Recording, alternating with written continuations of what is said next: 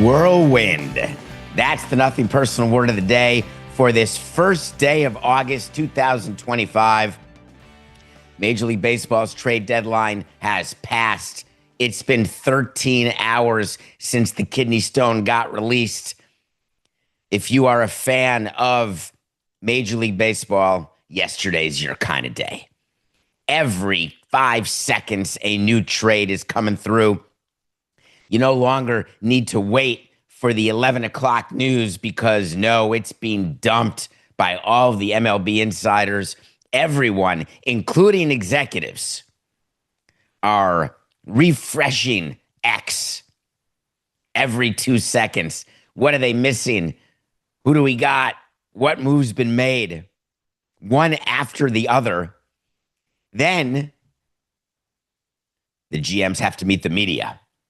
Then the fans start to analyze. Did we like this prospect? Did we sell? Did we buy? Did we get too much? Did we not do enough? How unsatisfied are we? It was a country full of Hamiltons yesterday. Nobody's ever satisfied. I want to start at the top with my main man, AJ Preller, and I want to tip my chapeau because when you want to win a championship, you can't have any weak links. Who would say such a thing? That's not me talking. That's not my voice. What championship team has no weak links? What team has no weak links? You're only as strong as your weakest link. That's an exact quote from AJ Preller after having acquired Mason Miller, JP Sears, Ryan O'Hearn, Ramon Laureano. They didn't trade Dylan Cease. They didn't trade Robert Suarez. Exactly as we told you, you're going to add to your pitching, not take away. Is it a blockbuster getting Mason Miller from the Aths to be a closer, to get a lockdown bullpen? The Mets, the Phillies, the Yankees, the Padres all have lockdown bullpens now. Interesting. When they play each other, someone's going to win. Let's stick with the Padres. I'm going to read you a list. It's a funny list. 1, 3, 4, 6, 7, 12, 13, 17, 26, 29. Those are the prospects that AJ Preller traded yesterday. All those players are gone. Guess what? Mason Miller, JP Sears, Ryan O'Hearn, Ramon Laureano, Nestor Cortez, Freddie Fermin, Will Wagner. Those are the players who came. You want analysis on whether or not it's an absolute nightmare to have traded one of the top 3 prospects in all of baseball? You want me to tell you that AJ Preller is way too aggressive for having made all these trades? No. I'm the one who tells you prospects. I don't want to win at the minor league level. I want to win at the major league level. You shan't be criticizing somebody for trading away their farm system because as of today, they have a new number 1 prospect and a new number 3 and number 4 and number 6 and number 7 and number 12 and number 13 and number 17 and number 26 and number 29. As of today, they go into the last 50-game marathon saying it's now a sprint and that's all we're trying to do. It's already August. In 3 months, we're going to know whether or not we are World Series champions for the first time, and that's our goal. Not just to make it to October, but to win the pennant and win the whole dang thing. I just don't understand the concept of thinking that you can't have a weak link because definitionally, you'll always have a weak link. So what AJ Preller could have come out and said smartly would have been, of course I'm aggressive. You know the type of general manager I've been for years. We bring in players, we let players go, we trade away great prospects, some of whom turn out to be all-stars, some of whom turn out to be nothing. We collect names, we collect by need, we collect by position. We make good parts of our team great, we make bad parts of our team good, and then we see what happens. That would have been a good way to meet the media if you're AJ Preller, because he's being looked at as they won the deadline. My least favorite analysis that you will get during the course of today is winners and losers. Who did the best? Who did the worst? You have no idea. Mason Miller blows a few saves, blows out, all of a sudden trading away Leo DeVries. Not smart. That's the number one prospect of the Padres. If he flames out, because teenagers flame out all the time, and Mason Miller becomes a starter or becomes a lockdown closer for 4 years, guess what? Amazing. You can't analyze an MLB trade deadline trade the day of, no matter how badly you're asked to go on the air in different markets and say, did we win? Did we lose? Should fans be upset? Are we good? Of course you're happy if you're the Padres because you're a buyer. All buyers are happy. The stand pat teams are despondent. Fans saying you didn't do enough. Cubs getting criticized. Come on, man. We needed you. Teams that sell trying to figure out what kind of crappy, cheap owners do we have. Meanwhile, the Padres went through a period where they were selling. They maybe during the offseason. What's the difference? When you collect a bunch of players and then trade a bunch of players, in a way, you're selling, you're buying, you're doing everything. Don't categorize it that way. Categorize it as a consequentialist. How did our team do? There's a lot of ways that we could analyze what the Astros did. Bringing back Carlos Correa just feels good. That's a big trade. Did you read about this one? Remember Carlos Correa? Remember Houston, World Series? Correa, the absolute fantastic way that the Astros said, man, we got a lot of pressure to sign Carlos Correa as a free agent. We're going to let him go. Remember that? And they had a little young shortstop named Jeremy Pena. Remember that? MVP of the LCS. Remember that? Remember he couldn't get a long-term contract for us. And remember that he signed with Minnesota for a year, and then Minnesota did really well. And Minnesota said, all right, we'll Chapman you, and signed him to a large deal, and everyone lived happily ever after until the Twins realized, hold on a second, we're not good anymore. Sell, Mortimer, sell. Carlos Correa was very clear. He has a no-trade clause as part of his free agent deal. Don't give no trade clauses. Done it once, bad. B-A-triple-D. Carlos Correa said, I let the Twins know there's only one team I would allow you to trade me to. And that came 1 second after telling his front office, I don't like the direction you're going in. I want out. But I want out so badly that I will allow you to trade me to one team. I want to go home again, Eddie. I want to go to the Astros. The Astros had the Twins over a barrel. Why? Because when the Twins are trying to get rid of a player, Correa, and there's only one team, then how do you negotiate that? Where's the leverage? I guess you could hold on to Correa, but then you owe him about $100+ million. And the Twins were saying to himself, that's a whole lot of squeeze, and I can't get 2 drops of juice.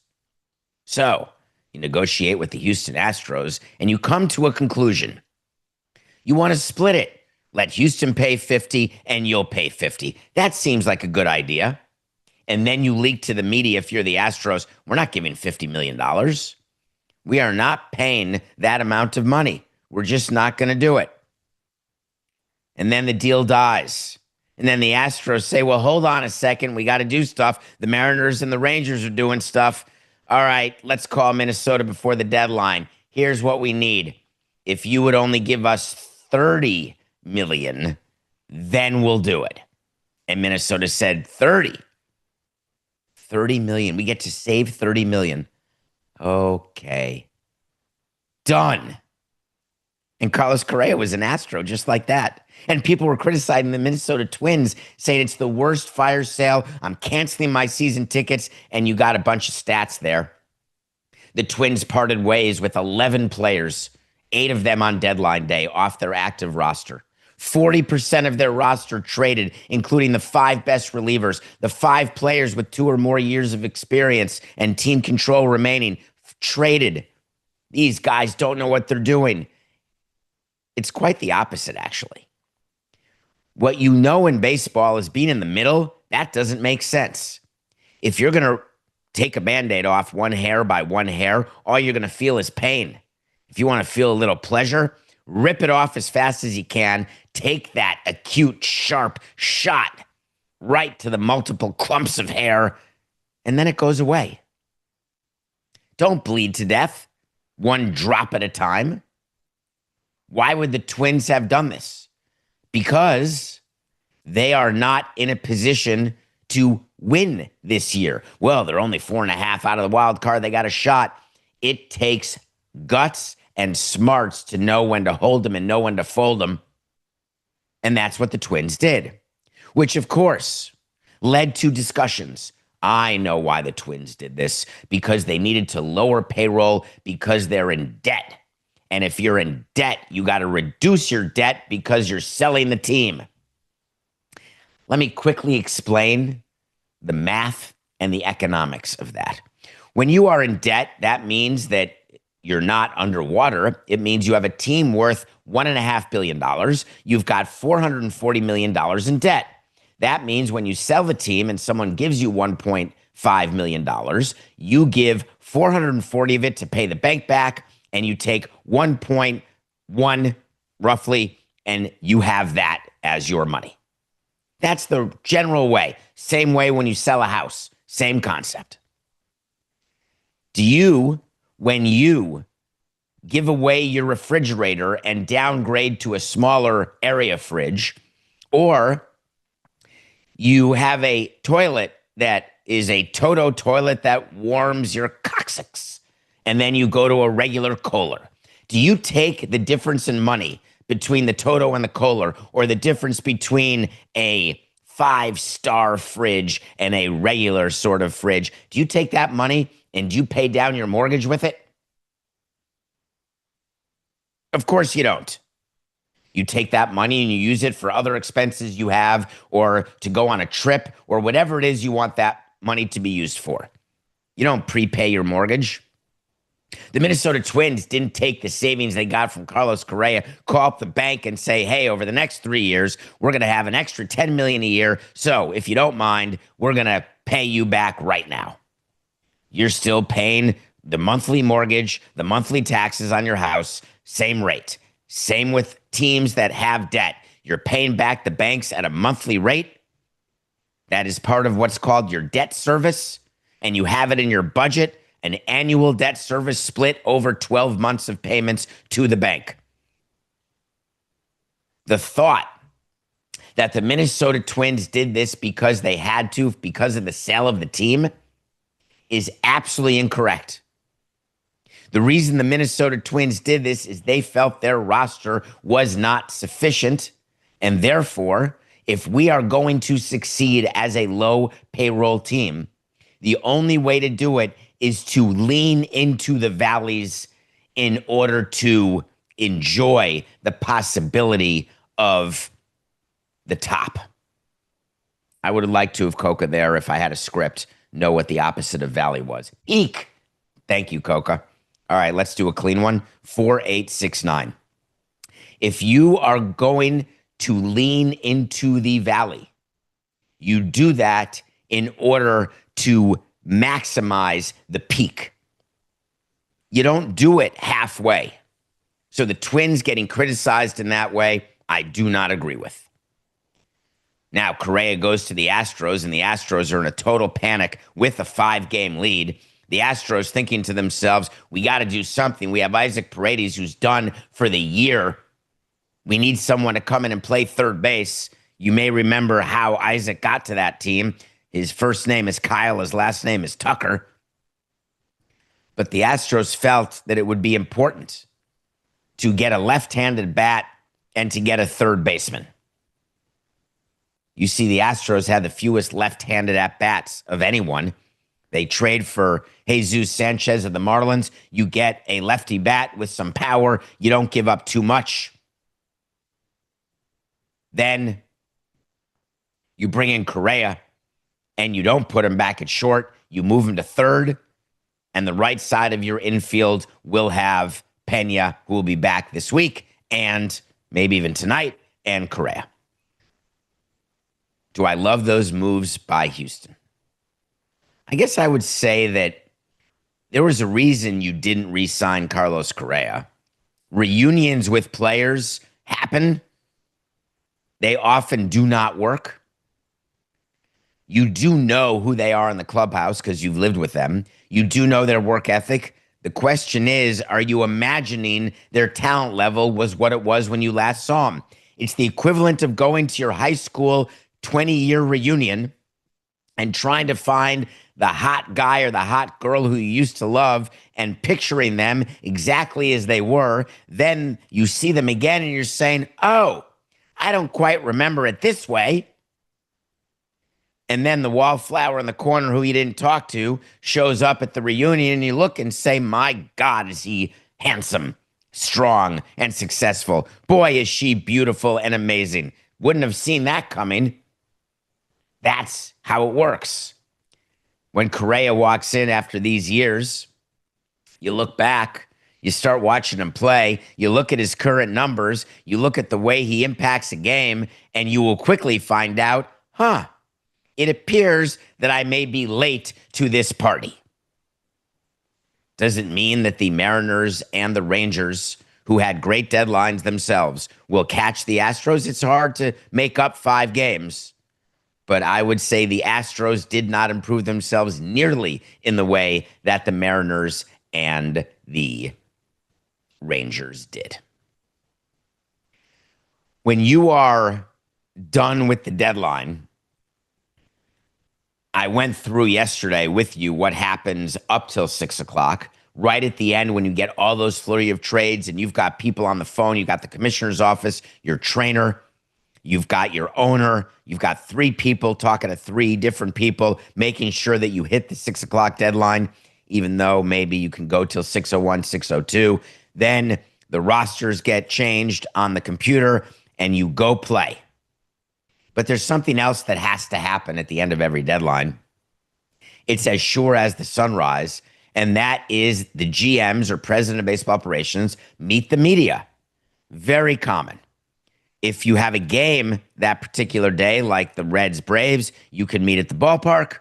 If you have no game, you arrange a conference call. Very rarely a press conference if your team's not playing, but most definitely a conference call. What we would do at the deadline is we would take 30 minutes after the deadline. We would have our baseball people in the room with our PR people, and we would be going through, making sure we got all the trades in place for all the different teams so we can think about who did what and just go over questions that could be asked by our media. Then we go through answers that we want the president of baseball ops or GM to say and how we want him to say it. And we'll practice it. When you're meeting the media, you have to go over your messaging. I don't know if that's a lost art, but some of the quotes that came out from some of the baseball people yesterday indicate to me that after the deadline, they picked up the phone, spoke to the media, and said the first thing that came to their head, because it was idiocy. And frankly, as a fan, it was scary. As someone who does nothing personal, it was heavenly. Let's start with the Boston Red Sox. Complicated situation because they had traded Devers and told you they're going to add. This is about winning now. They're all about it. This is not for later. And they're doing victory laps because the Giants went from buyers of Devers to sellers yesterday. You're welcome, Giants. That's what Yankee fans are saying today. Craig Breslow did, in fact, buy, and it was a major trade deadline win for the Boston Red Sox by acquiring Dustin May from the Dodgers and Steven Matz from the Cardinals. I can't even say. I'm not saying it with a straight face, Coca. I'm not doing it. If people are listening to this, they won't understand the sarcasm. They'll think that I think that acquiring Dustin May and Steven Matz was a victory for the Red Sox. And if you're watching on YouTube, then maybe you can't even see the eye roll if your screen is too small. Not the best deadline in the world for the Red Sox. Now, the Red Sox are coming off a 17-7 July. They're HO-T. They like their team. I told you it was addition by subtraction to get rid of Devers. However, don't pee on my leg and tell me it's raining. Or give me this explanation.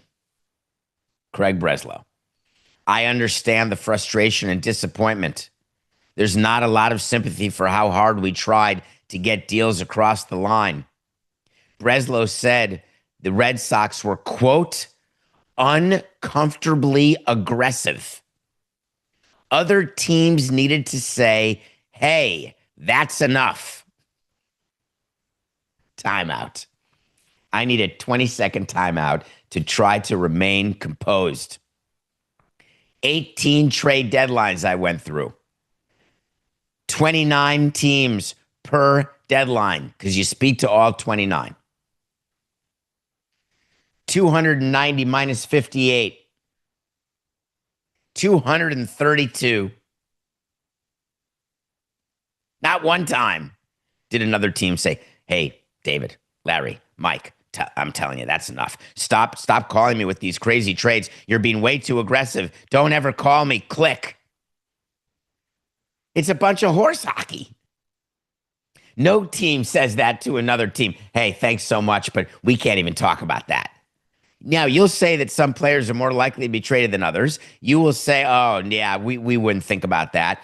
A million times you say to another team, yeah, that's too much. We're not going to give that much. We don't want that guy that badly. Or we're not going that direction for sure. But hey, that's enough. And let's not oversell uncomfortably aggressive. Why don't we reserve that for what it really should mean when it comes to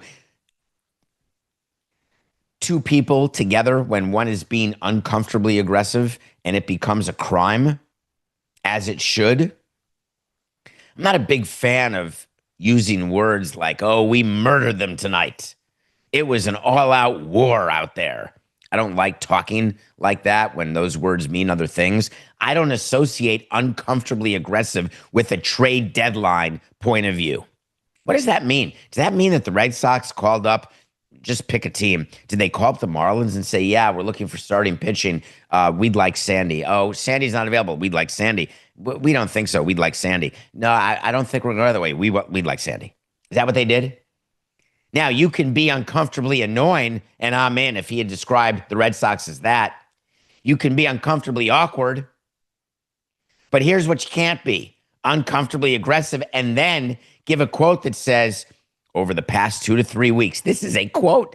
Did they workshop this? Over the last 2 to 3 weeks, it became clear that all 26 guys on our roster were contributing to what we were doing, and we weren't willing to take a hit to our major league team. Sorry, I'm very emotional about that because we finally have found it. The perfect team. It's the Bronx Bombers of the 20s, the 30s, the 40s, the 50s. It's the Warriors. It's the Bulls of the 90s. It's the perfect team. I didn't know whether or not you realized that in Boston, that you had the perfect team. What an amazing thing. I would love it when you go into your boss's office and say, hey, appreciate the evaluation, but I'm pretty perfect here. There's not one thing I can do better. Thanks for seeing me. I expect to get 5s on the review and double my salary, and I wouldn't mind a promotion to the C-suite because I'm perfect. Young man, you've got a big pimple right on the edge of your nose. Yeah, but ignore that. Other than that, I'm perfect. Ridiculous. The best 26 guys. Nobody has that. Between that and Preller telling you, you're only as good as your weakest link and you can't win a championship with a weak link, take a look at the World Series rosters of the past 25 years. Just for me. Just for fun. Take a look at the World Series rosters. Oh, I haven't heard of that guy. Nah, he's not a weak link. Don't worry, Cubs fans. It's a safe space. You're right in there with the Brew Crew. Craig Counsell's going to get it done. Your newly extended president of baseball ops, he is on it. Jed Hoyer had to talk after the trade deadline where people were despondent beyond repair, and boy, did he ever. He was asked, hey, what message would you give given that you weren't that aggressive and other teams were? And he said, quote, our biggest focus wasn't trading that prospect capital in the bullpen. If we were going to do that, it was in the rotation. That's what I would say. Really? Here's what I would say. The prospects are there to be traded.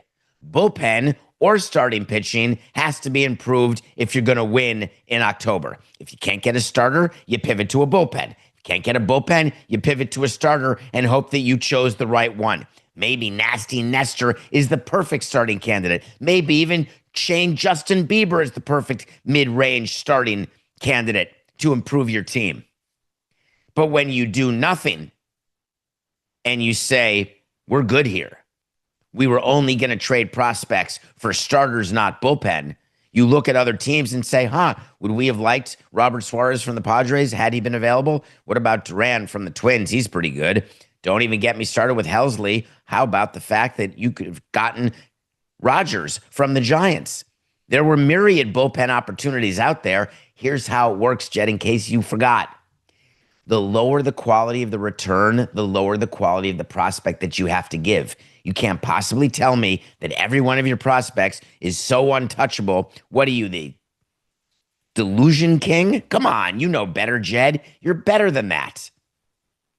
But don't worry, we learned what the Cubs' goal is. The goal is to be good every year. He actually said that. That couldn't have been workshopped. Hallelujah. The Cubs' goal is to be good every year. Harry Carey is smiling, thanking God that their goal is to be good every year. The goal is not to have massive up and down cycles. Was that a little shot at the Red Sox? Was that a little shot at the Marlins, who would win a World Series or not make the playoffs, win a World Series, not make the playoffs? Was it a head nod to the Boston Red Sox? Couldn't be that. Maybe the San Francisco Giants, who won 3 in 5 years, or the Astros? Except, wait a minute. That can't be true that that's the Cubs' goal. It was only 10 years ago that they were just coming off of multiple 100-loss years that led them and helped them win the World Series in 2016. Every team is going to have up and down cycles. You're not the Dodgers. They're on the biggest upcycle ever, and it's lasted forever. The Yankees upcycle, finishing over 500. What is it, Coca? This entire century? Those are pretty good upcycles, but the Yankees have had down ones too. Stop it. Just stop it. Here's another idea. If you're about to lose 120 games for the second year in a row, and you're the GM, Chris Getz of the Chicago White Sox, and your team stinks, and you're practicing what to say to the media, I've got an idea for you. Don't say this. In the last year and a half as general manager, I've never been more excited to come to the ballpark. I'm sorry? What do you mean? You mean your first day as general manager wasn't super exciting after they'd fired everyone and promoted you because they wanted to stay internally? Because what Jerry Reinsdorf said is, hey, we need someone who knows the system. We don't have multiple years to waste. And now multiple years later, you're still there, obviously very comfortable. You know the organization. And today, this is the day you're the most excited about? This is a candidate for the horse hockey quote of the year, especially when you hear what he's excited about is they didn't trade Luis Robert. What? You've got team options on him for $20 million over the next 2 years. He's done nothing but help your team hit record losses, injuries galore, lack of performance, and you're saying we really value having Robert being part of this? Part of what? You're going to pay him $20 million in the club auction next year instead of a $2 million buyout? That's shameful. It can't be. No matter what your payroll is. At a $300 million payroll, you're not allocating $20 million to Robert. Oh, it's very seductive to have that kind of talent. Not when you've been in the league this long. All the seduction goes away. It's like being married for 20 years. Oh, we can try. We can play games, maybe wear some costumes. But man, oh man, this looks familiar. You know what you have. What is the excuse the White Sox have for not trading him? If someone had offered you 10 baseballs, 1 pitching machine, and a lower-level non-prospect who has 0 chance of being in the big leagues, you make the trade. There is no reason to continue the definition of insanity and do the same thing over and over. Time to move on. Best day ever. Best day ever. I think the best day ever is when you're winning or have a chance not to lose over a hundo. But there's something about GMs these days, Coca. I can't figure out what it is for my life. The Anaheim Angels of Los Angeles have this guy named Perry Manassian. Good guy. You've heard of him. The Angels, as you know, pound for pound, the most successful franchise over the last 10 years, without a doubt. Mike Trout, Hall of Famer, MVP, has as many playoff wins as Coca. The Anaheim Angels have been an abject disaster. But they had Ohtani for one stretch of period, didn't even make the playoffs. Ohtani was a free agent leaving LA, no doubt about it, to go to the Dodgers. And instead of selling because they had no chance and they were out of the race, they bought. Do you remember what they did when they bought and then they sold? Because they bought early, realized, wait a minute, we still stink, and then sold? Except this year, it's totally different. The Angels, with Ron Washington, who's no longer managing for health reasons, hope he does and improves and gets better. The Angels are right in the race. The Angels have an opportunity to do something that Mike Trout has not done, has not been able to do. Let me tell you how close they are. The Anaheim Angels are only 4.5 games back. They're 53 and 56. All they have to do to make the playoffs, and this is it, it's very easy. They have to pass Tampa, they have to pass Kansas City, they have to pass Cleveland, and they have to pass Texas, and then they have to pass Seattle. That's it. I don't have the playoff odds in front of me, but you can bet your sweet bipsters that the Anaheim Angels playoff odds are probably hovering in the 3 to 5% range. They're not going to make it. Why not make moves? So here's what Perry said. To play, and this is a quote, I kid you not. To play the kind of baseball we played, to experience the environment and what it was like pre-game, the emotion post-game after some of those wins, even after some of those losses, is great for our young players to go through. I know you can't quantify it, but anybody that's been in that locker room for a significant period of time, our group is pretty solid. And it's getting better by the day. It's a tight-knit group. Tightest knit group I've been around since I've been here. Giving that group a chance to play this thing out over the last 2 months relative to what was presented made a lot of sense. To me, being competitive in August, being competitive in September, I think is very, very important. Playing meaningful games in August is very, very important, not only for the now, but for our future, especially for our young players. If you are the owner of the Los Angeles Angels of Anaheim, Artie Moreno, and you read that quote or approve that quote or were in any way part of the conversation that would lead to that quote, I've got a news flash for you. Good vibes are amazing when you're at a beach party. Good vibes are fun when you're on a date or when you're out with your friends. Good vibes in a clubhouse? Try winning. Winning is what leads to a good clubhouse. It doesn't matter if the players get along, doesn't matter if the players don't get along. You can have 25 guys and 26 taxis and win a World Series. You could have guys who pull for each other in no other way but on the field, and off the field, it's an abject disaster of a group of players put together who would not literally share a meal together. You can have a team where you've got one person at each table in the clubhouse kitchen. You can have a team where in the clubhouse, everyone's got headphones on. There's no clubhouse music whatsoever. You can have a team where people shower in silence. And you can have a team that wins 100 games and wins a World Series. The problem I have with me looking at what the Angels were trying to do to you is it flies in the face of what drives me crazy, the line. It is not established by any baseball person that, hey, the best way to get young players to perform at their best is you keep that group together and you just keep going. Your job is to make your team better. Your job is to recognize when you're in it, when you're not in it, and to make the adjustments that everybody would make in that position. Now, if the owner, Artie Moreno, as he's apt to do, called up Perry and said, we're not taking away from this team.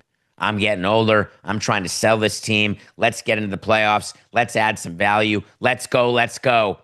And then you can't say that I was involved, Perry. So what I want you to say is that we didn't sell because you like the vibes in the clubhouse. Being competitive in August, September. Yes, we want to be competitive in August and September. Doesn't mean it's going to happen that way every year. That quote to me, that was the winner, Coca. That was it. The emotional clubhouse after wins and losses. That's why we're keeping this group together. Gives me a stomach ache. The whole thing gives me a stomach ache.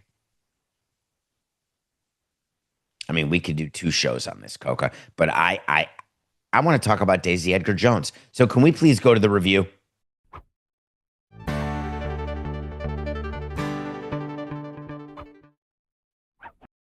No matter what happens, I'm going to watch a movie, even on deadline day. I watched, and I told you I'd watch On Swift Horses. Got it done. Amazing. I love watching Will Poulter from We're the Millers. Remember when he had the thing and the thing? You remember, if you haven't seen that movie, then you'll know what I'm talking about when you watch it. Daisy Edgar Jones, you've seen her. Jacob Elordi, the guy, the tall guy, the handsome guy. This is a movie. It's pretty typical. So what happens is you've got a woman and a man in love. Then the man goes away to war. The man goes away to work. The man goes away. The best friend comes by. And all of a sudden, the woman and the best friend say, you look good. No, you look good. I think that we should turn the lights down and just see if we kiss. Maybe build a fire. Have some s'mores, graham crackers, a few marshmallows. Let's see if we can't get a soundtrack that will make all of us think that we'd like to be kissing someone too. Then let's let the husband come back and discover the fact, wow, did something change here? Are you my best friend? Are you my mother? That's On Swift Horses. It's not terrible. It's tired. It's a little tired. But I think people would enjoy, I guess, looking at Jacob. But I thought it was mediocre. You're welcome. Trade deadline. Bad choice by me. This weekend, I'm going to watch the new Dakota Johnson movie and the new Chris Evans movie and the new Pedro Pascal movie because I've been reading all about Pedro Pascal and Dakota Johnson and some weird stuff they're doing together. But they're in a movie called Materialists. I will watch it this weekend and review it on Monday. Please do not forget that every Wednesday we do a So You Want to Talk to Samson. Make sure you look at your screen on the Nothing Personal with David Samson YouTube channel. Please, you will see a phone number.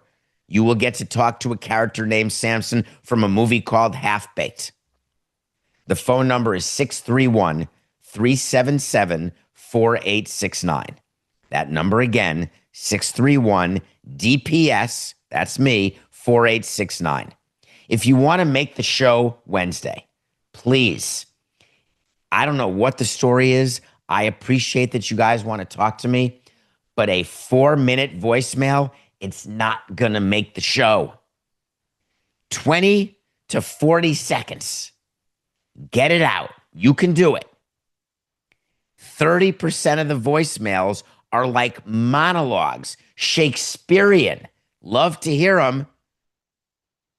20 to 40 seconds. Thank you. Nothing personal pick of the day.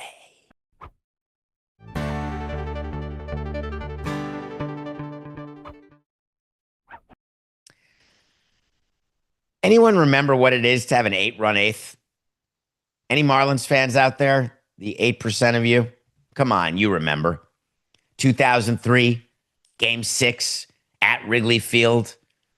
Cubs hadn't won a World Series in forever.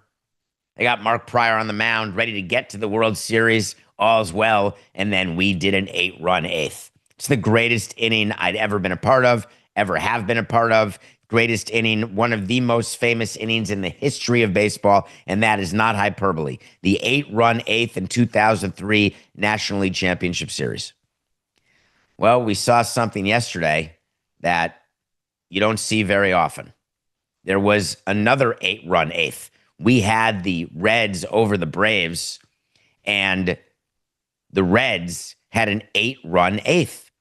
And you're thinking, my God, we're going to win our nothing personal pick of the day. This is amazing. Except when I tell you the Braves had an 8-run eighth also.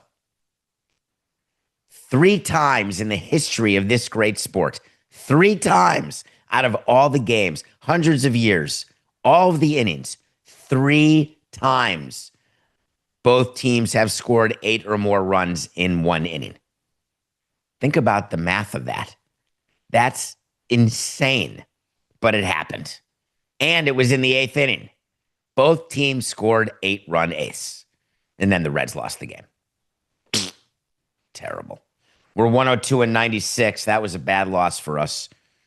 Very bad. But we are going to rebound this weekend because we've got 3 games we're going to watch, and it is well worth your time. Let's start with tonight. Day after deadline.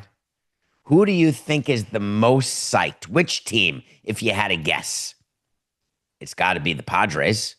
They've got to be totally jacked up with everything they did. And to have a GM who doesn't care about the young players, wants veterans, wants depth, wants no weak links. All right, let's test that theory. Mr. No Weak Links, how's Pivetta looking over the Cardinals, who have fallen back to earth the same way gravity pushes you when you jump? We're taking the Padres over the Cardinals. You got to start with a win after that sort of deadline, don't you? There's a great series going on this weekend between the Phillies and the Tigers, and the matchup on Saturday is Zach Wheeler against Tarek Skubal. Those are 1-2 for the Cy Young. The Phillies and Tigers both did well at the deadline. People who say the Tigers didn't do as well don't love that they didn't add enough. They needed to get someone they didn't. Well, I got to tell you, I actually like what the Tigers did. We talked about the Phillies a little bit yesterday, matching the Mets, building a bullpen, getting another outfielder, and Harrison Bader. Very important game for the Phillies. Way more important for them than the Tigers. Because when you are chasing the Mets and the Mets made the moves they made, you've got to come out hot after the deadline. And so you're talking to your guys behind the cage. You're saying to Wheeler, listen, this is the ace. You know that. You want to win the Cy Young. This is who you got to get through. And we're going to back those Phillies. Watch this game when it's Wheeler Skubal. That's like old school Randy Johnson, Dontrelle Willis type stuff. This is like Pedro against Maddox. I mean, this is amazing. We're taking the Phillies over the Tigers. Sunday is Corbin Day. 4-game series between the Rangers and the Mariners, fighting it out, trying to not just get the last wild card. They're actually trying to catch the Red Sox and the Yankees. Frankly, they're trying to catch the Astros. Corbin Day means we're taking the Mariners over the Rangers. We didn't forget. So the 3 picks are Friday Padres, Saturday Phillies, Sunday Mariners. Book it. Wait to see is when we tell you something's going to happen. When it does, great. When it doesn't, fine. We have a document on davidsamsonpodcast.com. If that's the website where you can find great merch, if you guess the word of the day in chat live at 7 a.m. on the Nothing Personal with David Samson YouTube channel, which please subscribe to. It's fun. The chat's fun. You've got Coca in the chat, producing the show, 5 monitors in front of him, pressing buttons, talking in my ear, and engaged with you in the chat, which is cool how he can multitask. But inside that website is a button, a link to what's called a tracking document, where we have every word of the day, every movie we've reviewed. We have a list of our top 100 movies. We have a list of the predictions we made for this year's Major League Baseball season. We also have every wait to see that we've ever done since this show started in 2019. And we promise on this show accountability, the type that you don't get on the other shows because no one cares when they're wrong. They'd rather just be a blowhard. Well, I told you on July 29th, only 3 days ago, that the Marlins would trade either Cabrera or Alcantara, and they traded neither. We got it wrong. But on July 24th, I told you the Padres were not going to trade Dylan Cease. They'd be crazy. We got that right. Way back in May 29th of 2025, check the document. I told you that Sandy Alcantara would not be traded because the Marlins would not be able to do it from a PR standpoint, even though from a money standpoint it would make sense. We got that right. Leading up to the deadline on July 8th, we told you that Mitch Keller of the Pirates, of course, he's got to be traded. Seth Lugo of the Royals, one of them's got to get traded. Well, Lugo got extended, and the Pirates held on to Keller because I forgot to realize that Bob Nutting couldn't take it anymore. So therefore, we got that wait to see wrong. We told you on July 22nd the Phillies would add at the deadline. They did. Dave Dombrowski was not going to stand pat. Nailed it. We told you at the beginning of July, on July 7th, check the document. July 7th, the Marlins, the Orioles, and the Braves will be sellers. Marlins, sell. Orioles, sell. Braves, what? The Braves stood pat? Can't be. That means I lose the wait to see. That to me counts as an almost yes. Are you paying attention to the Dodgers tomorrow? Are you paying attention to their starting pitcher? You may not remember him. His name is Blake Snell. Blake Snell hasn't pitched for the Dodgers in forever. Remember, he had the inflammation, then he had the setback, and then he came back, and then he wasn't back. He wasn't ready. On April 24th of 2025, we had an official wait to see, right at the beginning of the season, that Blake Snell would not be back before the All-Star break. Guess what? It's after the All-Star break. We nailed it. That's a little catch up on your wait to sees. Let me give you the wait to see for today. Again, this becomes official August 1st. When we tell you it's going to happen, we'll revisit it. The Mets clearly did improve their team.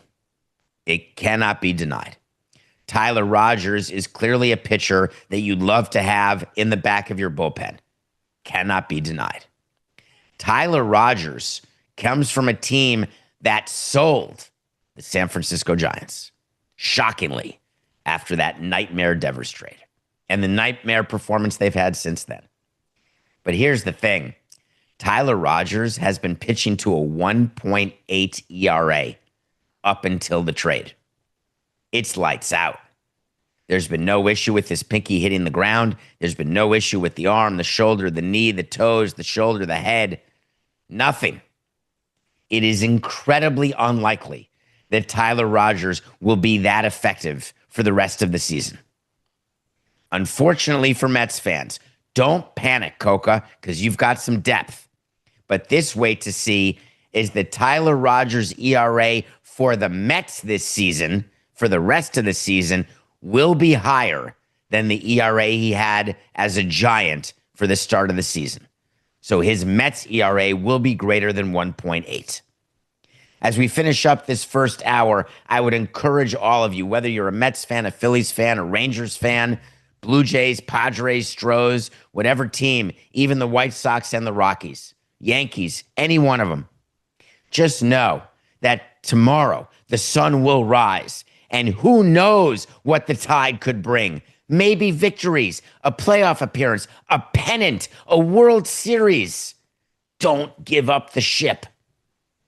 We'll be back. It's Friday. And guess what happens after this break? That's right. It's Coca time.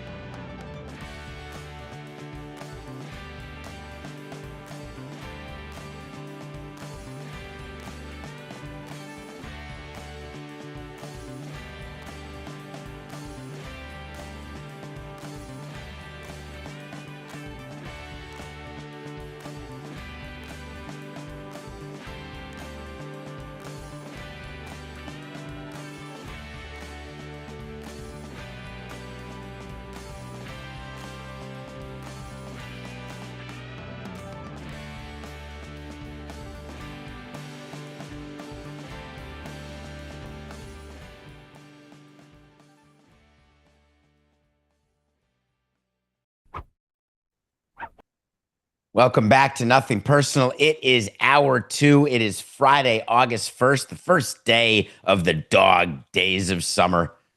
And on Friday, hour two, I hope you associate it the way I do with one name, the esteemed producer of Nothing Personal, Matthew Coca, gets to join us, give us his point of view on things that have gone on during the week, things that are pissing him off, things that make him happy. Hopefully this week it'll be more that makes him happy, but we'll see. Welcome, Coca. You ready? Yeah, I am. I'm ready. I'm just looking over here to make sure that I'm unmuted this time, and we're off to a good start so far on this beautiful Friday. Look at all the improvements. Do you look at your team? How do you feel about the trade deadline? Are you happy as a Mets fan? Are you content when you look at the moves that were made by Mr. David Stearns? Yeah, I think a lot of people were upset, even with what the Mets did during this trade deadline. They acquired what we needed in the bullpen. You talked about it yesterday, how bad the bullpen has been for the Mets this year. They went out and got Cedric Mullins, a quality center fielder and better than what we have. And then everybody wanted more. Everybody always wants more, but it's like, the struggles that the team has right now are with the top end talent that the team has. Whether it's Lindor not hitting or Alonso not hitting or Juan Soto not hitting, but those players you hope will hit. And the thing that the Mets did was they kept the young core of other talent that they had, whether it's Vientos or Beatty or Mauricio or Acuna. Like, those were the prospects that have already played big league ball, and that they held on to them, and the team got better. Isn't that all you want from your team at the deadline? It could be worse. There are other teams out there who the fans are ready to riot. I'm not one of those fans today. So that's amazing that you're satisfied. Who's rioting? I'm sorry, which team's fans are rioting today? Well, I think if you're a Red Sox fan, you're pretty upset with what happened. You saw everybody else get better around you. You saw teams that where their GMs did come out and say, "Hey, we're going to go all in."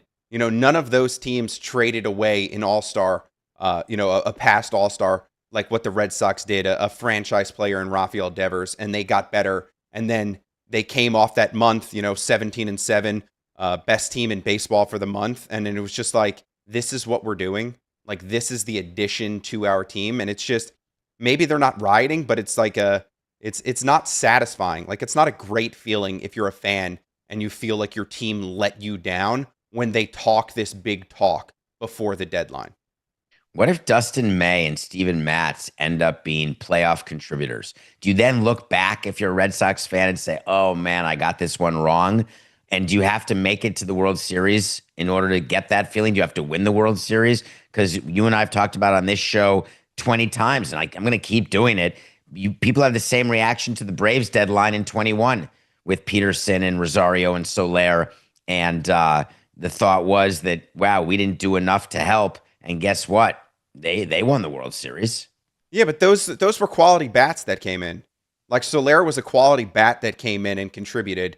It didn't feel like this lineup did that.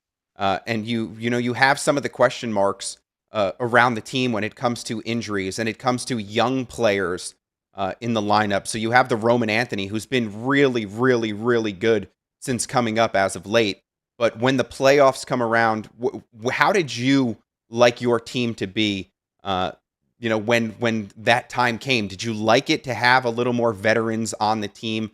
Is Alex Bregman going to be the guy that you're like, people will rally around him? He's been there before. This is, the young players will step up because you have great leadership in place like that. And Alex Cora obviously can lead a team. Yeah. So when you win a World Series or when you get to a World Series, any team has a sprinkling of young players and veteran players and players who have outperformed their contracts, players who have outperformed the back of their baseball cards. You need that in order to win in October. But when you head into the August-September stretch and you're looking at the makeup of your team, you're looking to have as strong a team as possible, knowing that you're going to have some weak spots, knowing you're going to need some luck along the way. But once the playoff series starts, Coca, it's not really where the veterans are, keeping up the young players. Everyone pretty much leaves each other alone because whatever it is you've been doing has worked to get you to that point, to get you to the World Series. And so you don't start trying to change who you are as a team or who you are as a player.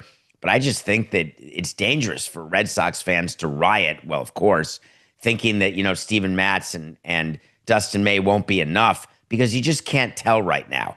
You can't tell whether Dustin May will start 4 games during the playoffs and go 7 innings each time. He may not, but he may. And there's a reason Breslau, now we don't love the quotes he made in hour 1. We talked about it of this show. But that said, if you are in playoff hunt, you have the best record in baseball for a full month of a season, I don't understand how there would be any thought of a riot or of unhappiness. What do you think about what the Blue Jays did? One of the things that always makes me laugh is when a player gets traded and then they use like past accomplishments that aren't from last year or 2 years ago. They keep calling him Shane Bieber, former Cy Young Award winner, and I get that he is. That was in the COVID shortened 2020 season. I believe he made 14 starts that year.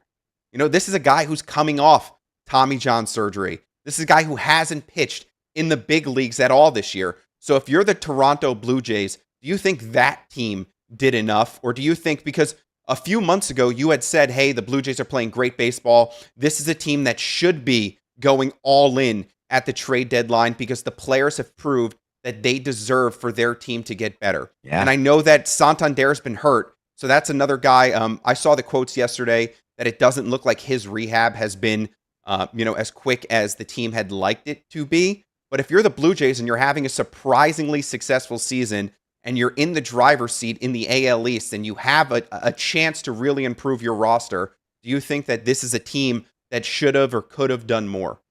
Well, a couple things. First of all, don't ever let me use the expression all in. I assume you don't let me use that because it's so preposterous. No team ever is quote unquote all in because everybody has a team the day after tomorrow. Everyone has a minor league system the day after tomorrow. You don't go, even the Padres, when they traded every one of their prospects yesterday, I wouldn't call them all in because they're going to have a franchise still tomorrow. Secondly, I went on the Blair and Barker show yesterday, Coca, because it's something I love doing to our fans in Toronto and Montreal and all over Canada.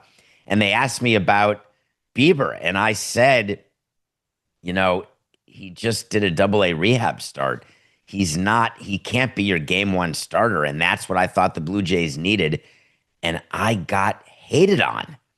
Like, you don't know anything about anything. This is the Cy Young Award winner. He's coming in as our number 1 starter. Someone called me a cuck because I said that Shane Bieber is not a top-of-the-rotation guy today. And I got offended by it. Not really, at all. But you're exactly right in your analysis. Bringing in Bieber is the equivalent to me of the Padres bringing in Nestor Cortez or the Brewers bringing in Jordan Montgomery. It's fine. It's a good name. Does it matter in October? We'll see. It's possible. It may be like May and Matz with the Red Sox, that Shane Bieber will be healthy and he'll be recovered from TJ and that he'll be a difference maker with Scherzer and Gausman and Berrios, etc. But maybe not. And I just was trying to be honest. If I'm the Blue Jays clubhouse, I wake up today and I'm good. I know this. I know my team. I know my players. I know my teammates. And I feel very confident looking at the AL East, even with what the Yankees did to their bullpen, what the Red Sox have been doing, what the Rays have been doing. I still feel good that I've got the best team. So I'm not upset with my front office at all. I'm ready to play. You were in the position that Peter Bendix has found himself in. And that's, you had 2 starters in Sandy and Cabrera that everybody wanted. And it didn't, the talk all week was starting pitching is going to matter so much. Everybody is in on these starting pitchers that could be sold, whether it was Joe Ryan or Dylan Cease or the 2 guys in Miami. So Miami has been playing great baseball. They have surprised everybody. They're on a hot streak right now. So you hold on to those 2 players, and now you have a fan base because we see the Miami chirping. Like, we see those comments because of the Lebitard universe and the fans that are surrounding that. You didn't trade the 2 starters, and you're getting crushed for it by not getting anything back for the starters. But then you have the other side who's like, no, this is great. This means that, we're a different team. We're holding on. This is our hope. They could make a run. How did you sort of deal with those comments? Because Peter Bendix is in that position that you always seem to find yourself in. Yeah, I tended to ignore. I very much was like the East German judge in gymnastics, in that I viewed that fan comments after the deadline as so many standard deviations away from my reality that I'd be able to ignore it. Just as I would also view when we would sign Reyes and Burley and win the offseason, I would ignore the American judge who gives the 10.0, because the truth is always somewhere in the middle. The Marlins were in an impossible position. We talked about it on a recent Nothing Personal when we said that the Marlins playing well was a nightmare for the Marlins front office, because their plan was to absolutely take advantage of the market for Alcantara and Cabrera, as it should have been. Because when you've got the pieces in place, which the Marlins do, they've got young pitching that is going to now be ready. You don't need to pay Sandy $17 million a year, because you're able to replace him with a large group of young performing pitchers who, like the 03 World Series team, you can sprinkle in a veteran at the end, but you've got to have the Pavano, the Penny, the Beckett, young.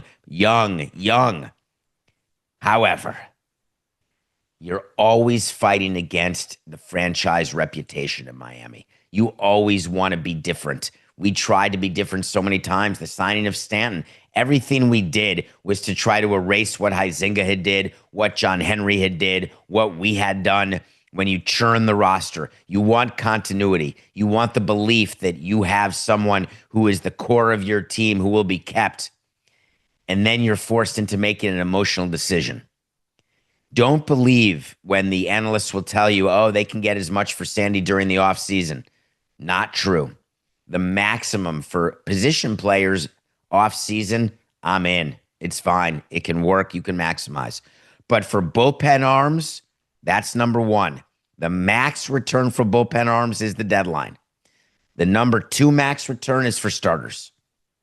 Controllable starters are only one tick below controllable hot bullpen arms. And you saw what teams had to give up, whether it was Rogers, who's not controllable, and you're the Mets, or Duran, who is controllable, and you're the Phillies. So for me, I felt for the Marlins, Coca. I felt for them. I've been there, and you don't know what to do. You have in your mind that you're going to get a certain return, and then you think about it, you're offered that return, but you can't pull the trigger because you know that the return that you love is players who the fans haven't heard of, and it's just going to be numbers in the system of the team you're trading with. And then you get close to 6 o'clock, and then you leak out to the media the way the Marlins did, and you'll notice they leaked it out through Craig Mish, and it happened like at 5:56. That it came out and said the Marlins will not be trading Sandy Alcantara. They are staying put, and they are going to keep going for it this season. What do? It gets the fan base riled up and excited. Is it realistic? We'll find out. Two things you always talk about that I sort of sensed yesterday was you always say that, MLB would love to have themselves a day where they are the league that people are talking about. Well, that happened. And the other thing is this free agency signing deadline that we have discussed before. Do you think MLB looks at yesterday and just sees how crazy it is? I think there were like 50 trades done yesterday alone. Do you think MLB looks at that and says, whoa, there was an NFL preseason game on yesterday and we were the talk? Do you think they look at, a December, January now and say, hey, if we can have a day where we dominate the news feeds and the talking heads, do you think that they'll push more now for a signing period because they can sort of sell like, hey, you just saw what happened in July. Let's have that happen in December. We're live at 8:07 p.m., 8:07 a.m. on Nothing Personal with David Samson YouTube channel. If you're watching on DraftKings Network, it's 9:07. I have a question. Have we looked at the highlight shows? Did they lead with the Chargers dismantling the Lions, or did they lead with the deadline? What's your lead if you're I don't even care. Shows? But that's what I'm saying. I don't even care. I don't care because yesterday was the day. You just want news travels so quickly, and everybody moves on to new News things so travels quickly. fast. There you go. Yesterday was the day for baseball. It was Yesterday great. it felt like a great day to be a baseball fan, to feel like what the NBA feels like when the NBA has all those trades and the NBA has all those free agent signings. Like it finally felt like baseball had found their footing and found their place with just how crazy things went. It must feel good if you're an MLB, and that's why I think that It does, Coca, if there but can be a signing period, it's something that they might want to push for. yeah, it does. But think about last year. I think there were more trades last year's deadline than this year's deadline. I want to say there were like 68 trades last year and whatever number there were this year. And of course, every sport is looking to capture as many days as possible. And we talked about it with Costas this week on Nothing Personal, where what would it be like if there were an actual free agent deadline? And Rob wants it. He talked about the death march towards spring training with unsigned free agents. He talked about the fact that we want to get more days on the calendar. The way that MLB is going to own Saturday when they have a game in front of 85 or 90,000 people at Bristol Speedway between the Reds and Braves. So you're always looking for something. What struck me about the trade deadline is the same thing with arbitration when you get all those signings on the exchange date, which happens sometime in February, where all these young players get signed and their arbitrations get settled because there's a deadline. Collective bargaining agreements get done when there's a deadline, and even then, sometimes not. But you need a deadline to accomplish anything. I am completely in favor of a free agent deadline, and I'm not at all worried about the ramifications for any class of player because GMs are smart. They will complement their team with people at the top, people in the middle, people at the bottom, and the deadline would just add to the excitement, add to a day. So I agree with you. I loved yesterday, but it is true that we didn't cover the NFL on the first hour of Nothing Personal, but I wonder if the other shows will follow suit. Well, I'm not going to get to the NFL just yet because I've been too nice to baseball, and I've given it too many compliments. Because right now I have something that really does irk me, and that's last Sunday was the Baseball Hall of Fame enshrinement day. You had players, a fan favorite player in Ichiro Suzuki. You had a great player in CC Sabathia. Billy Wagner goes in there. It felt like a day that everybody should be tuned into. But yet, baseball schedules a full slate of games on the same day as the Hall of Fame enshrinement. Why are they doing this to themselves? Why are they not giving those people their own day to be celebrated? Why is this not something that is on, a big network, not just lost on MLB Network, something that's on, an ABC or a CBS? Why is there not a game in that area? Because you've had the Little League Classics. This weekend we have the Motor Speedway game. Why does baseball not build something up there? In the off season, you can have Little League teams play there, or you can have high school teams, college teams, whatever. So it could be used for other people to come in when there is downtime. It's just so strange to me that baseball wouldn't try to get as many people up there for a game, surround the Hall of Fame with what it deserves, and really celebrate these players, because that's what it's all about. That's the whole point of the Hall of Fame, is to celebrate the greats of the game. And to have a full slate of games and games going on. I think that there was a Mariners game going on as Ichiro's on stage, talking about his career. It just doesn't seem right to me. There was definitely a Yankee game, Coca, going on while CC Sabathia was giving his speech, because Cashman was right next to me doing exactly what I would have been doing were I still to have been president of the Marlins. He's checking his game, watching his game. That said, I get what you're saying. Let me give you some facts that I don't think they'll help you become less unhappy, and I don't think they'll make sense, but they make business sense. There are 26 Sundays. Sundays are important. 13 of the teams are hosting on a particular Sunday. You don't want to give up a weekend date. That's number one. Number two, you're not going to extend the season by a day or a week, because the deal you have in your October window for playoffs with Fox, with Turner, Warner Brothers, with ESPN, it is all pre-scheduled what windows playoff games will be in. You'll recall last CBA when they had to move everything by a week, it was an entire Megillah that was a nightmare. So just skipping a game, making there be no game, like even yesterday on the deadline, you had 3 games when the goal is to have 0. Next, the Hall of Fame itself. Big, unbelievably important. If you have a relationship with the players, if you know the players, if it's your team. Hall of Fame numbers in general, they were great. Viewers this Sunday, more people watched it than in previous years because of Ichiro, because of CC, Billy Wagner, Dave Parker, Dickie Allen, whatever your reason is. But the reality is that the revenue that is generated for a Sunday game, for the league to have its Sunday games, is far greater. So that's that issue. Second, there used to be games up in Cooperstown. There'd be a Hall of Fame game. There were times when there were regular season games, times when there were exhibition games. The fact is, Cooperstown cannot handle a Hall of Fame crowd plus a regular season game crowd. It would not be possible. The place to play, there would have to be a field that would be really retrofitted for it to be a major league field. The amount of money that baseball spends to do a game at Fort Bragg, to do a game in Williamsport, to do a game at Bristol, you're talking millions of dollars spent.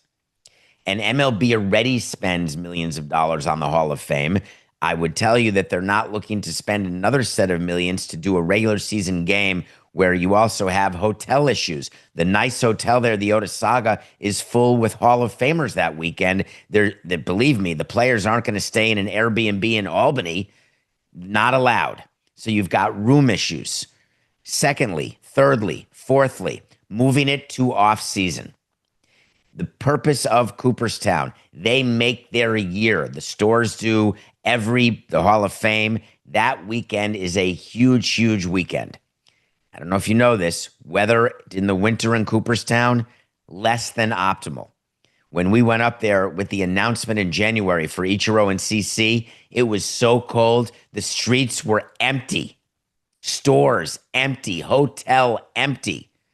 People are not going to be able to get to Cooperstown in the numbers that they normally would if you're doing it in a different part. Therefore, you got to have it during the course of the season. So add it all up, and this is the best of what you would call the worst, and I get it, but people in Seattle were focused on the Hall of Fame. They also were watching their game. People in New York may have been doing both. Hard to know, but there's been no solution to the problems you're bringing up.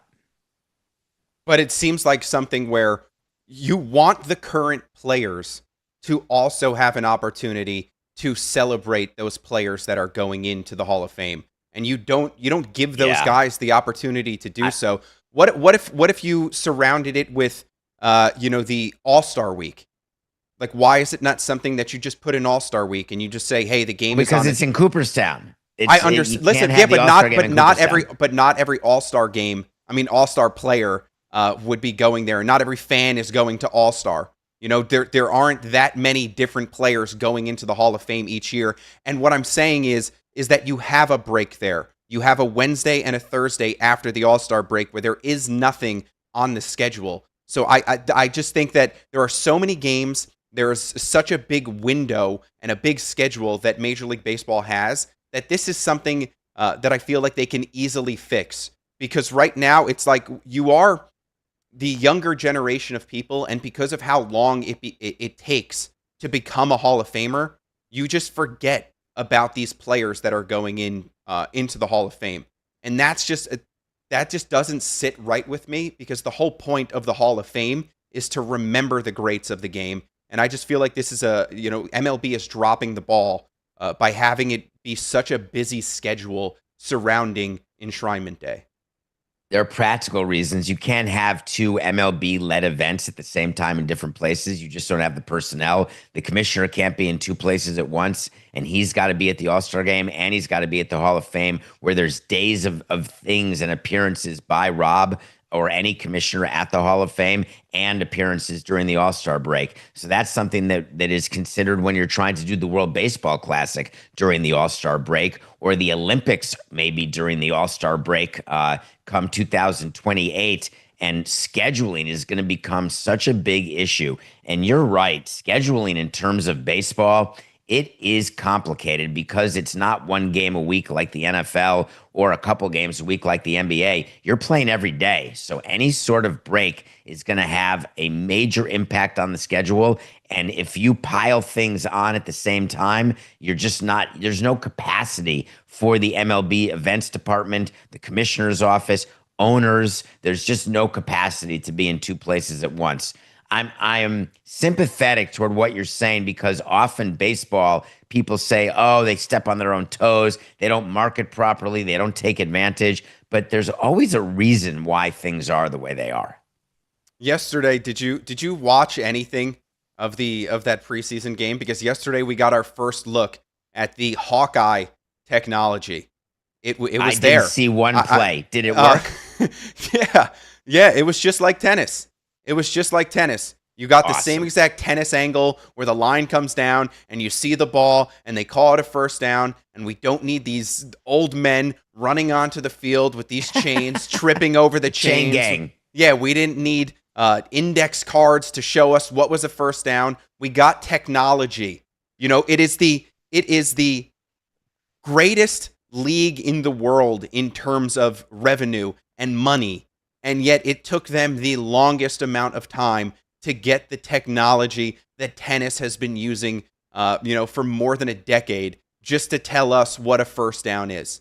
Coca, does it actually work? Because I thought the issue with first downs is the human part of the spot. And technology doesn't help with the spot. It just literally eliminates the chain gang from walking on the field and pulling the chain tight. But isn't everything now going to be about the spot of the ball? And hasn't that always been the case? Yeah. But that's listen. Those plays are still reviewed.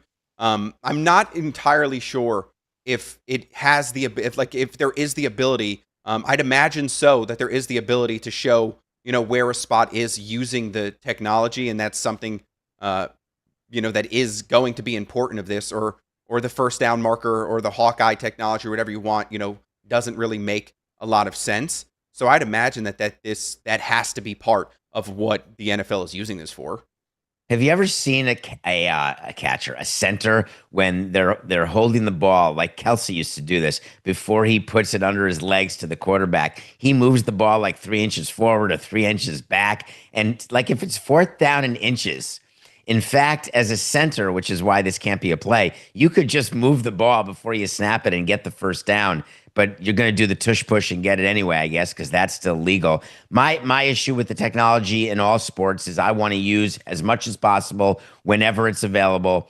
And if it's Hawkeye technology, but we're still the human error of spots, if it's baseball and we've got an automatic ball and strike call where there's never a mistake, or tennis where you perceive there's never a mistake, I'm all for it. The more the merrier. Why are we shying away from technology? I'm glad that you brought back up what's happening in baseball, because this was a great week for ABS. There were so many calls where a ball was right down the middle, and the umpire just sits there, ball. So my biggest question is with ABS, and it will never happen because of just how strong, you always say, the umpire union is, but there needs to be consequences when ABS takes over for umpires that are calling balls and strikes. Why is there not the ability for a manager or a manager on either side to just see the way that the game is going to be called? And let's say that 4 times in a game, and I don't know how many times you're going to be able to use ABS, so I'm just making up a number, 4 times. If an umpire gets a call wrong 4 times, then they should be swapped out with another umpire who's on the field. Just move them. Because does that happen in football when a back line or a side judge gets overturned on one of those red flag challenges, or a coach's challenge in the NBA when a referee gets a touch foul wrong or an offensive foul wrong? Well, I'm starting tapped out. I'm starting something right now. So this is part of what I'm starting. What I'm starting is that the game is controlled so much by the home plate umpire and balls and strikes. If you're putting in a system to exact it, then there should be consequences like there is for everybody else. Because an umpire can throw a player out of the game. An umpire can throw a manager out of the game, but the players and managers can't do. There is nothing that can happen over the course of the game for the umpires to be swapped out if they're having a bad game. Where you just sit in it. Let me get Mike Hill on the phone right now, and let's ask him. We can do it live because he runs the umpires, and just ask him: is there a scenario where umpires would be replaced mid-game? The answer is, of course not. They evaluate the umpires, though, and there are umpires who become crew chiefs or umpires who get phased out because they're terrible. Now, you can't phase them out all the way because of their union, as much as MLB would like to, fire CB Buckner. At some point, you just can, or Angel Hernandez. That went on for like a decade too long. There are some umpires who are just bad, and they know it, so they're not getting the assignments. They're not getting the postseason assignments. So, yeah, there are consequences, but as you go around to the other sports, anytime there's coaches challenges or player challenges, half the NBA is, if you're listening to this, I'm twirling my finger around the way the NBA players do, as though they know they didn't commit a foul, so they're begging their coach to challenge. Do the players get swapped out when coaches realize, well, wait a minute, you did foul that guy, or wait a minute, you weren't fouled? I just don't think it's realistic what you're asking for, but it's a very funny one, and we can have Mike Hill answer that, but it's not. But I would just love it if there were consequences for referees. But there are. They get evaluated. Evaluated. What does that mean? They shouldn't be the game. So let's say it happens in the World Series. What are you going to evaluate them for the next year? There's some very famous World Series mistaken calls. What's the name of the guy? Check it. Royals. Don Denkinger. There's a chance that I have the team wrong. I believe it was Royals Cardinals, and there was a play at first base in the World Series. This is what Coca does during a show. He can be in a show and search something to confirm whether my recollection is right or wrong, and then get to me in my ear. Game six, Don Denkinger in Game 6 of the 1985 World Series. That's who you're looking for. Famous bad call. Had you heard of that? I had not.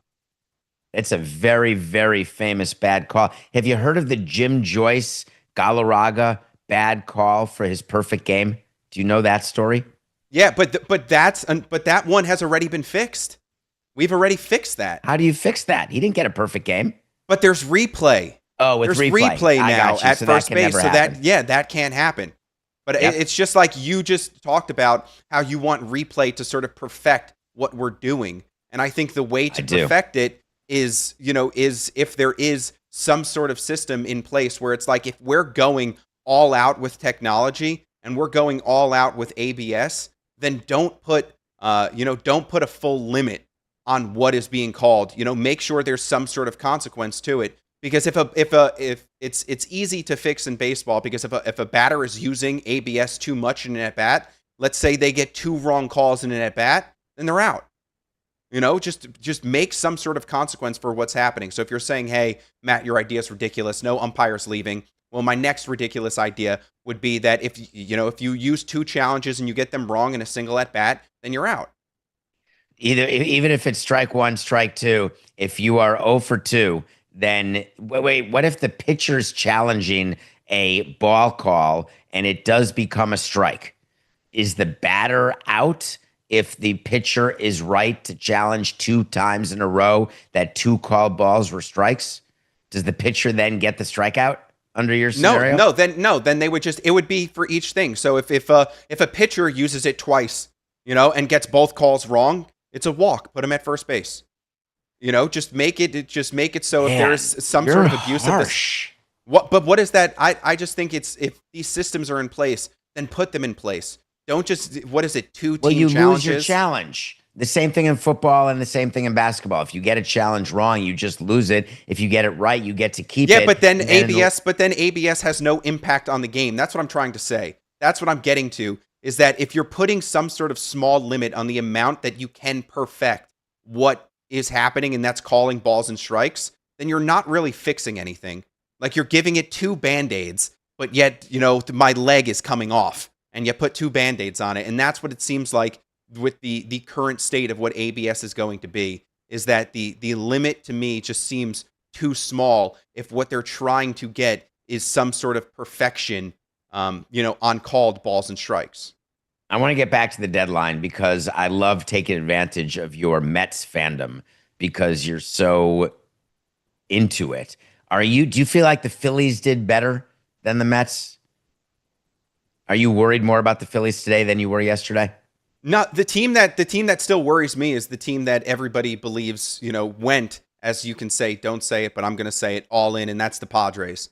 I just never feel like the Mets play the Padres well, and the Padres, to me, they did get better. They are a team that, like, when everybody is firing on all cylinders, they have a team that can be very scary. They pushed the Dodgers last year to the brink, and they just couldn't get it done. But with a team with Fernando Tatis and Manny Machado, that's a really, really good baseball team. And they've added pieces. They were able to keep Dylan Cease. Is Dylan Cease somebody who, can figure it out? And if he can figure it out, that's a great addition to their team without having to trade anybody. So are you worried about the LCS? Or you're not worried about the division with the Phillies? You're talking about now the tournament in October. If you have to play them in the wild card round. I'm just talking about the postseason in general. So the postseason in general just worries me.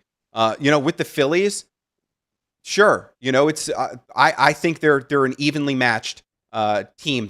I think the Phillies have way better starting pitching than what the Mets do. But what the Mets just did with their bullpen, I think they have pieces there that in a series, they could figure out a way to get 4 innings or 5 innings from their starting pitchers and get to a bullpen and still find success. And if the bats wake up, this is what they traded for, or this is what they did when they signed Juan Soto, and they kept Pete Alonso, and they have Francisco Lindor, and they kept Jeff McNeil, and they have Brandon Nimmo. Like this is what they've set themselves up for, is to be a team that can contend. And the bullpen, for as bad as it was, seems to have gone on paper to an elite bullpen. And that's what they're going to need if they want to win a championship. So I do think that they're good enough to win a championship, but all these teams are good. The haves and the have-nots are as separate as they can be at this point in the season, where the Phillies look good, the Dodgers look good, the Brewers look good, the Cubs are good. Like the NL is stacked. So I think the playoffs, if all these teams get into the playoffs, like we could be setting ourselves up for some sort of like evenly matched classic, because there was that statistic that I had sent you the other day where, the Brewers have the lowest winning percentage of any number 1 team in baseball in the modern era. The best record in baseball is the worst of the best in a very, very long time. Can you check DraftKings, our friends at DraftKings? Did the pennant odds change from the deadline? Are the Dodgers still the prohibitive favorites to win the World Series and win the National League? And did the Phillies pass the Mets, or the Mets pass the Phillies? Did the Padres catapult into second best chance to win the National League? They still have the Padres at 6th. So, but the Padres, the Padres were because I had looked, the Padres were plus 2,500 to win the World Series, and they're down to plus 2,000. So that they did move, they did improve, but they didn't, catapult up to a top 3 team. The Dodgers are still the favorites there. And let's go the other way. Did the Red Sox, did they plummet in their odds post only getting Dustin May and Steven Matz? Because there's going to be a point here. The Red Sox are on the they're only ahead of the Rangers in terms of teams that DraftKings has like realistic odds to be a World Series champion. Is the Rangers. And that was the same before the deadline, is the point. I don't have an answer to that one. So my point is that we often do this, is we look at a deadline and we say, all right, what did we do here? We're now the best. We won the deadline. We're in a position to win a World Series. The Padres, all in, all the great moves by Preller. And when you think as an executive how it actually works and what the chances are, you can delude yourself into thinking, man, we did this. There's no more weakness on this roster, the way Preller said. But when you look at the odds and when you look at what the math is saying, the difference from July 30th to August 1st for teams that quote unquote won the deadline is not as big as people would think. And why does that matter? It matters because over the course of a long season, and there's still 2 months to go, August and September, there's a third of a season to go. It is still baseball, meaning on any given day, any given week, any given month, you could get hot, you could get cold, you could get into October and then be gone in 2 days. You could lose 3-0 over the course of like 50 hours. Total nightmare. And I just don't think that anyone at the deadline does anything to protect against that reality. And the numbers seem to be proving me right in terms of how the odds have moved or really not moved after the deadline. We haven't really talked a lot about the Yankees. And I know that you're one of the guys who, before the season even started, you didn't even have them making the postseason. But they made some great moves. You know, they're another team that right before the deadline, they were able to get Bednar. They were able to get what's his name, Duvall from the Giants, I believe. So they were able to get some bullpen. They were able to get some bullpen pieces. Devin Williams has been pretty shaky, and there was some talk about the Yankees possibly moving Devin Williams. But if they get Judge back, with McMahon there now, Rosario is whatever he is. They're a team that the books still like to be in the World Series, but you're still not sold, especially with the health of Aaron Judge. I'm just worried. I mean, flexor strains are bad, no matter how you slice it. I don't know that how you come back after 10 days, even just to DH. And yeah, bringing in and improving their bullpen. Brian Cashman was pretty honest about it. He said, I love what we did. We couldn't get anything done with starters, but we got Fried, we got Rodon. We're getting Heel back, who's going to pitch Sunday at Marlins Park against the Marlins. It'll be Heel's first start of the year. You're not going to get Garrett Cole back. You're hoping that Stroman can be something, but he's probably not even going to make the playoff roster. And so if you can't improve your starters, what you do is you improve your bullpen. Now, the trade that we didn't talk about at all, which is amazing, is they got Austin Slater, a really good outfielder to come in to protect against Judge not playing the outfield and Stanton or Bellinger not working out in right field. But 2, you just blew through Duvall from the Giants. This guy is one of the best closers in baseball.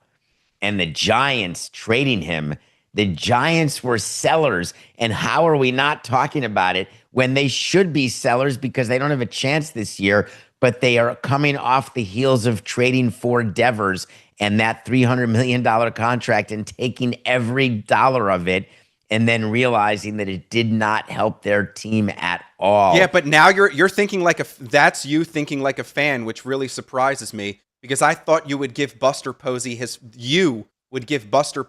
flowers for being the team president or GM, whichever position that he's currently in, and realizing that they didn't have a chance.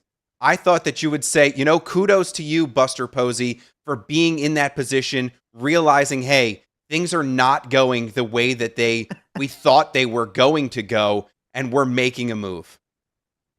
I would say that I am giving him kudos for the despondency that he has to feel for having to trade Duvall to the Yankees. It's just an absolute nightmare when you were on top of the world after the Devers trade. But just the reality of what happened in San Francisco is a cautionary tale about how these trades work and how excited fans get both to the negative and to the positive. Red Sox fans, I ask you, to my good buddy Chris, I ask you, you'd rather have Devers on the team and have the Giants position, or would you rather not have Devers on the team and be in Boston's position? Who would you rather be? And I think that it would be unanimous that everyone would choose to be where the Red Sox are, no matter how angry they are with their owner, with their president of baseball operations. And when I saw that trade that Brian Cashman was able to add Doval with Bednar, who was the Pirates closer. So now they've got two closers, Devin Williams closer, Luke Weaver closer. Well, you don't need four closers, which means some of them are going to be the eighth inning, the seventh inning. You are shortening the game tremendously. And we've seen World Series get won in the past few years when you could have a 4 or 5 inning start, pull them out, start going through the bullpen day after day after day. And before you know it, you're through October. That's got to be what the Yankees are dreaming about right now. The question is, did they get the right pieces? And I want to end today talking about the Astros, because in the first hour, you had mentioned Carlos Correa and him not sort of being worth what he was with the deal that the Twins gave him. And now he's going back to the Astros. And you kind of wrote it off a little bit. He doesn't have to be the guy anymore. With the Twins, he had to be the guy. You know, he was the huge signing that came in. You know, he brought them to the postseason in 2023, and they won a series for the first time in a long time. He had to be the guy. He's going back to Houston. That's been as good as they were when he was there. And now he doesn't have to be that guy. He doesn't have to come in and be a savior. He can just be the Carlos Correa that you've seen with the numbers that he's been putting up, because they do have Jeremy With Pena. the Twins? Yeah. You think that Correa playing the way he's played for the Twins this year is a sufficient enough add for the Astros to hold off the Mariners and Rangers? Well, they didn't have a third baseman. Paredes is out for the foreseeable future. So I bet you Carlos Correa is better than whatever they were going to put at third base. And now that they brought in Sanchez, I think they've used 8 different starting left fielders this year.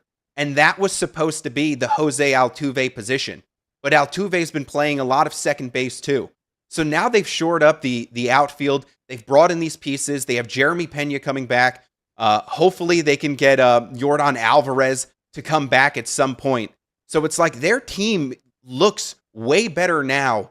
And like I said, Correa doesn't have to be that guy. He just has to be a guy. And he's going somewhere where he's comfortable.